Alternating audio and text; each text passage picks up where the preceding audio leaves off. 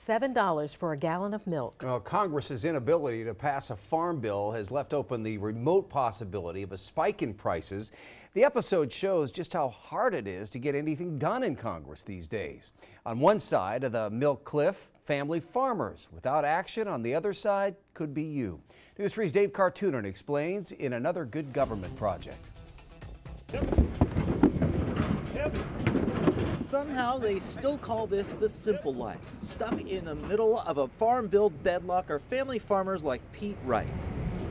We found him on a bitterly cold morning in Appling County last week, doing what he always does, overseeing a family operation of 2,000 head of cattle, spanning 3 counties and 4 generations of Wrights.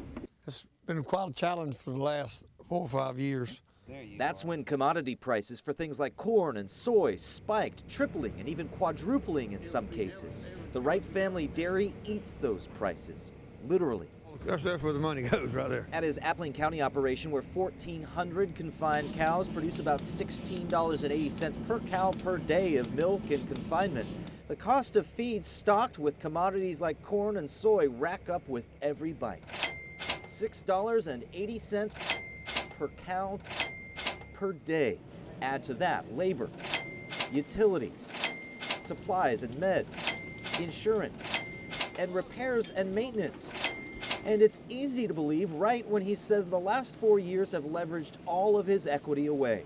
The only federal subsidy he's eligible for is the Milk Income Loss Program, kind of like crop insurance, which even under present conditions, he hasn't even been eligible for since 2009. And still, Pete Wright calls himself an optimist. That's what I do. And, you know, I like to make a living, I like to make money. But these types of market conditions can often lead to innovation, which Wright has found at his other operation, a free-ranging 600 cattle in Pierce County. They graze the land and live longer, but produce less, but with drastically lower feed prices. We've had this operation for 3 years now, and it's really the only one I got that makes money.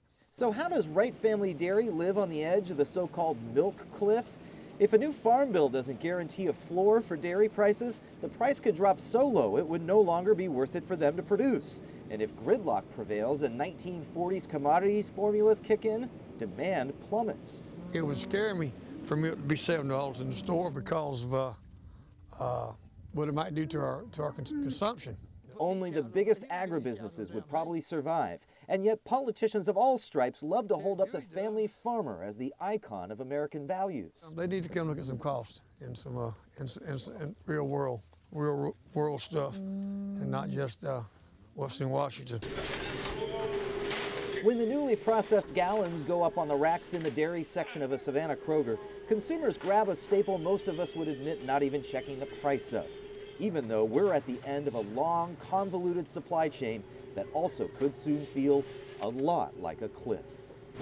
A lot has to happen before we're really looking at a big spike in milk prices. But this whole episode can be a lesson in the things we take for granted. Not just the price of milk, but also how things used to get done in Washington. In Savannah, I'm Dave Cartoonan, WSAV News 3.